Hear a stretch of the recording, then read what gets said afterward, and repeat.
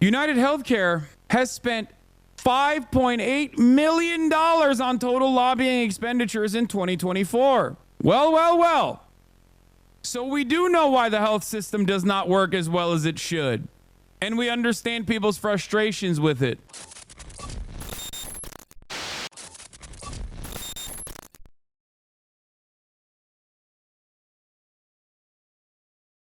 So I want to cover the guest essay from New York Times editorial board. United Health Group CEO, the healthcare system is flawed. Let's fix it. It's by Andrew Witty, who is the chief executive officer of the United Health Group, the parent company of United Healthcare. This is the CEO on top of the CEO, the big dog, just so you understand. And he wrote this article, and the article had 2.5 thousand quotes, comments, and they had to close the comment section because they didn't like what the New York Times readers were commenting. This person is the top dog, the person who wrote this article. Let's take a look at what he said. They had to turn off the comments in this article. As Brian Thompson's family, friends, and colleagues mourn his killing, we are bearing a grief and sadness we will carry for the rest of our lives. Grief for the family he leaves behind, and grief for a brilliant, kind man who was working to make healthcare better for everyone. Absolutely no one believes this. We greatly appreciate the enormous outpouring of support for Brian, who ran our health insurance business, United Healthcare, as well as our wider company, which I lead. Yet we are also struggling to make sense of this unconscionable act and the vitriol that has been directed at our colleagues who have been barraged by threats. No employees, be they the people who answer customer calls or nurses who visit patients in their homes, should have to fear for their and their loved ones' safety. It's gross that the CEO is once again using regular working class people who also are ironically getting f***ed over by their own healthcare companies while they're working for the healthcare company as a way to try and soften the blow. It's not the nurses, and it should never be the nurses, and it shouldn't be the customer service representatives either. This anger is directed towards the CEOs and the people who play a role. You're using them as human shields here. You're hiding behind them. We know that the health system does not work as well as it should, and we understand people's frustrations with it. I want to look up how much United Healthcare has spent on lobbying. Just real quick, lobbying expenditure. I wonder if this is like something easy to find. United Healthcare has spent $5.8 million on total lobbying expenditures in 2024. Well. So we do know why the health system does not work as well as it should. And we understand people's frustrations with it. That rings a little hollow when you think about this. This is the direct money that United Healthcare alone has spent on lobbying alone. These are direct funds. This does not factor in the conferences, the wheeling and dealing. Okay? This does not factor in other healthcare, for-profit healthcare groups that also play a significant role. This does not factor in industry-specific lobbying groups. This is just United Healthcare just for 2024, this past election cycle. Please understand, the number across the board, industry-wide, is significantly higher. Okay? Let's take a look at healthcare lobbying in general. When you look at the sector profile for health, it goes up to $562,332,190.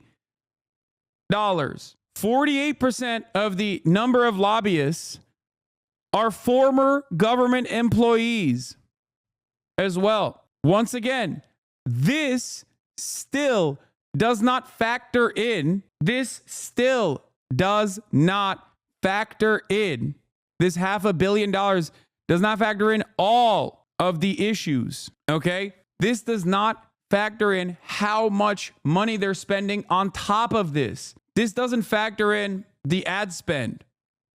This, which plays a pretty significant role in why media figures are so defensive of healthcare profits. You spend hundreds of millions of dollars across the board industry-wide on ad spend on mainstream networks, and then those mainstream networks play ball for you, okay? And the best part about this is all of this also plays a role in why healthcare healthcare sector profit margins are only 6% because this is expenditure before profits. United Healthcare alone works with almost $500 billion in revenue.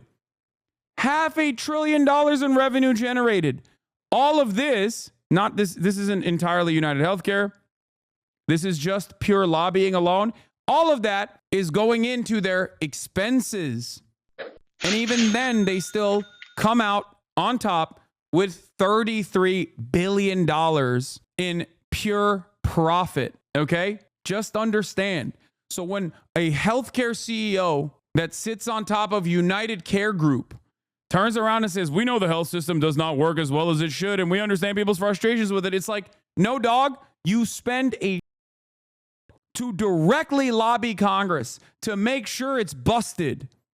And then on top of that, you still spend to normalize the cruelty and the pain people experience. You designed the problems. So make no mistake, it's when they say, oh, dude, this is ridiculous. In 2023, the ad spending on United Healthcare SVCs in the United States was the highest on television media, reaching a value of $174.91 million US. No one would design a system like the one we have, and no one did. It's a patchwork built over decades. Our mission is to help make it work better. No, it's not. We are willing to partner with anyone, as we always have, healthcare providers, employers, patients, pharmaceutical companies, governments, and others, to find ways to deliver high-quality care and lower costs. Clearly, we are not there yet. We understand and share the desire to build a healthcare system that works better for everyone. That is the purpose of our organization. Healthcare is both intensely personal and very complicated, and the reasons behind coverage decisions are not well understood. We share some of the responsibility for that. Yeah, dude. It's the lack of transparency. Yeah, no. You don't understand. There are good reasons for why we deny coverage. You're using too much healthcare, which, by the way, we're not even providing. Nurses, doctors, hospitals are providing the care. We simply are the middleman that makes money off of making the process more costly. And the way we make money, by denying you the actual coverage that you paid for. That is the purpose. This is a parasitic force. They are leeches. Just so you understand, their entire profit comes from getting your money in the form of premiums, okay, and creating this unnecessarily complex middleman, only to then turn around and not pay for the full coverage.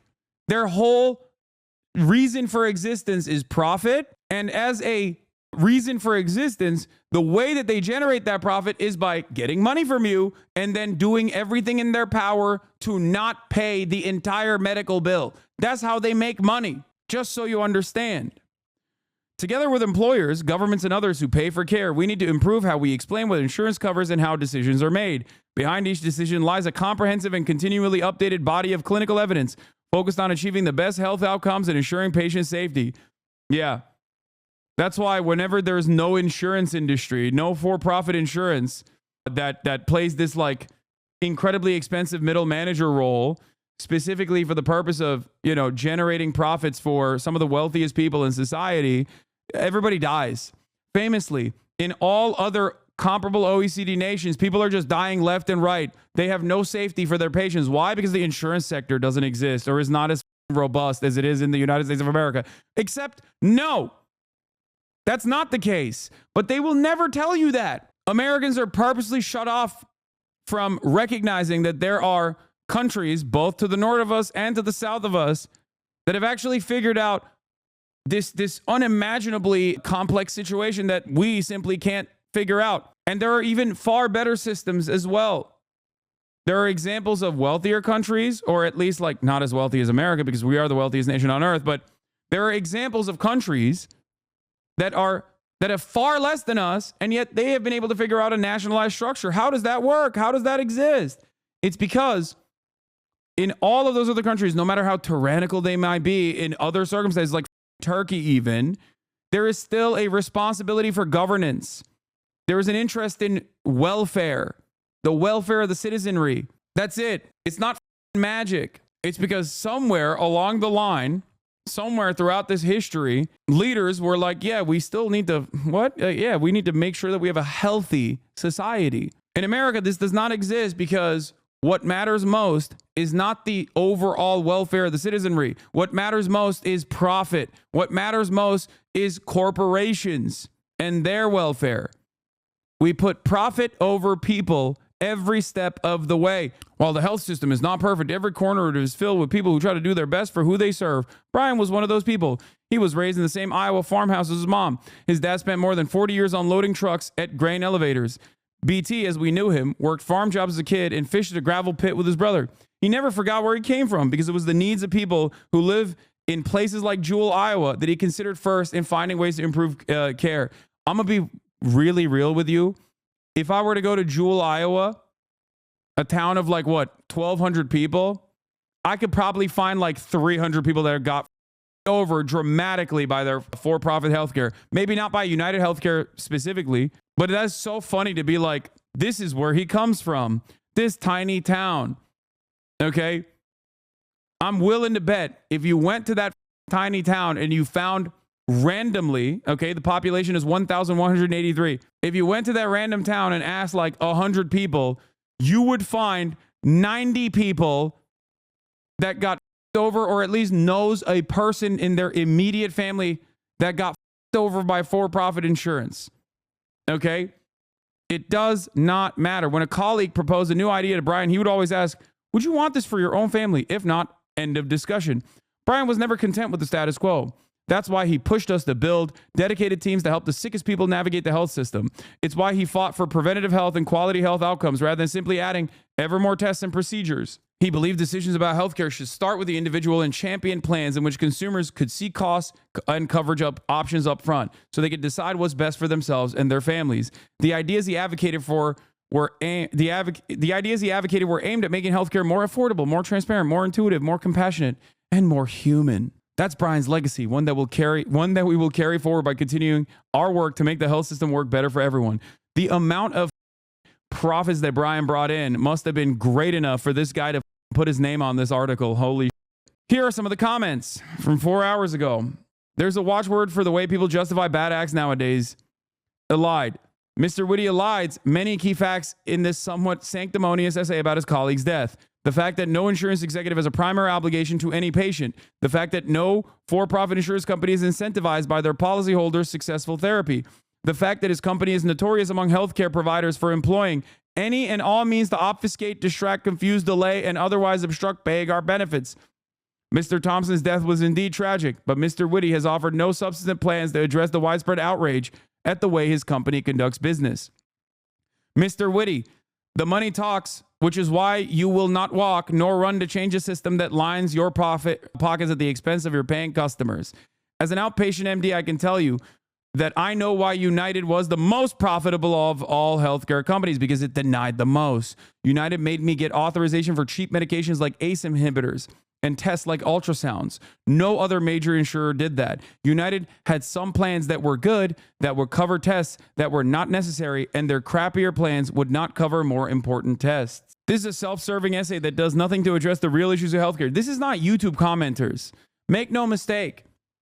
YouTube commenters are very right-wing in general. We know this. We see it. We see it every day. We look at comments on YouTube on any number of different content creators. And they're almost always the dumbest shit you've ever seen. And yet, people seemingly are united on this.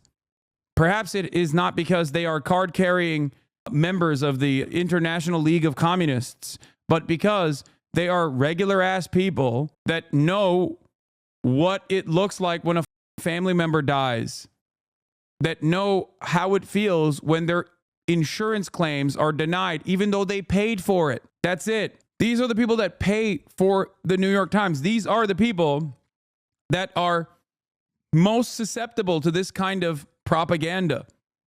And yet, it is not working on them. These are people who, on average, have higher income than the steel mill worker that's living in the middle of America. And yet, even they are cognizant of where the pain actually resides. If your target audience is not believing this, You can't finger wag your way out of this. These are the people that are most susceptible to the finger wagging. And even they're like, nah, dog, this is...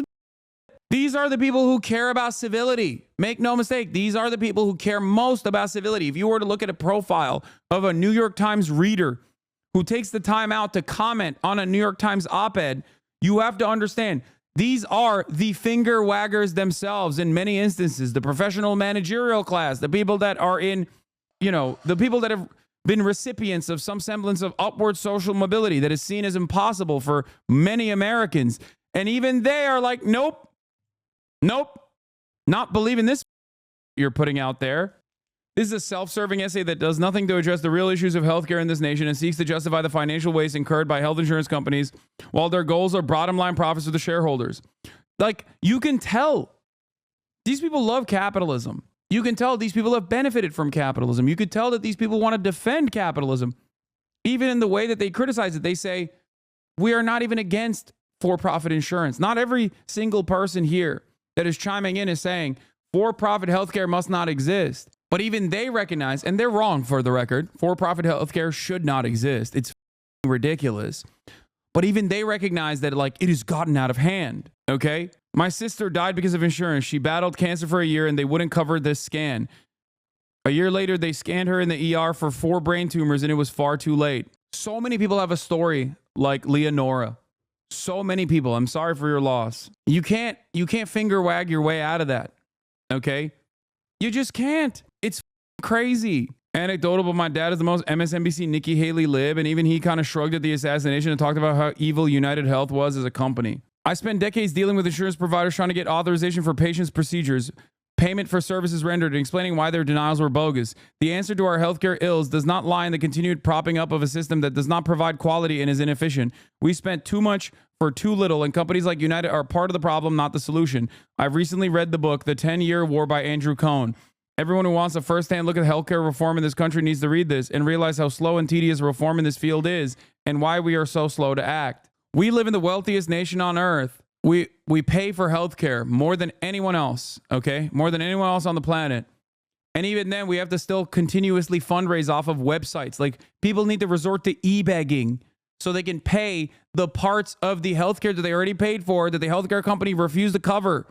It's insane. And no one in a position of power with any semblance of influence or any semblance of authority takes a deep breath and goes, honestly, we got to fix this. This is like insane. Part of that is because they're getting paid by these people. They're getting paid in the form of lobbying. They're getting paid in the form of nice trips. It's completely normalized. This cruelty is completely normalized. How did Brian justify taking $10 million a year for himself when a small portion of that money could have saved so many? I've met too many people smarter than me who earn less and dumber than me who earn more to believe that pay is purely related to merit. It's wrong the government killed the CEO. It's also wrong that the CEO hoarded personal wealth while he let others die.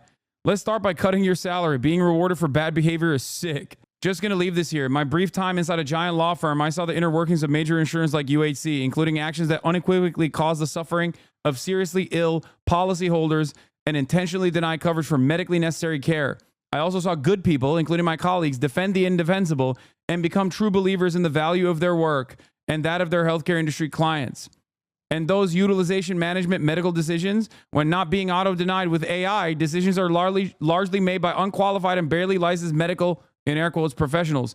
Insurance departments are where the disciplined fired and otherwise unemployable go to finish their careers. Policies in general are often based on outdated literature and guidelines, which insurers know very few patients have the time or expertise to challenge. This is, in many instances, a way, like the legal hurdles that you place upon the average American, the average person that doesn't have the money to be able to go into this legal battle or whatever, like that is a way to deny their coverage. Like that's the way that these guys make money, because they know most people they don't have time to go after their insurance claims, and they make the claim adjustment or the reclamation process costly and troublesome on purpose. And it doesn't end there. When I was a kid, my sister passed away from a rare genetic factor in leukemia. She had 2 successful bone marrow transplants, but her body at 13 couldn't continue to fight.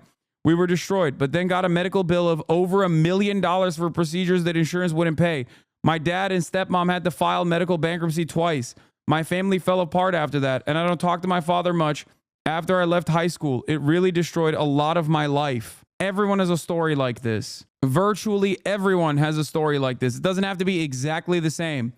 So yeah, that's the reason why people are mad. That's the reason why people don't give a shit that a CEO got killed. Of course, this is why I describe the concept of social murder. The invisible murder that systems subjugate people to. The invisible murder that is done at the behest of the profit motive. It's normalized, it's systematized, it's streamlined. It's invisible. It's supposed to be that way. But it's not supposed to be that way. And especially when it happens to you. Especially when it happens to a loved one. You see that pain.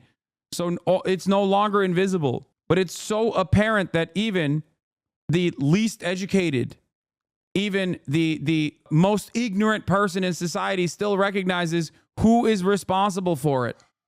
And no amount of deflection and no amount of, well, think about how your fellow neighbors are actually the ones responsible for your anger and your resentment. Focus on trans people. Focus on undocumented immigrants. Like, focus on something else. Please, not us. Is going to change that reality. You can clutch your pearls about the ways in which people have received this information, but it won't change the reality. GoFundMe CEO, 1/3 of site's donations are to cover medical costs. That was in 2019. And it's so apparent that it's not working that even right-wingers who normally are very good at deflecting the attention away from the real vectors of pain, that are normally so good at making you hate your neighbor instead, even they are falling apart. Even they are completely incapable of making their audiences not be angry at the right people for once.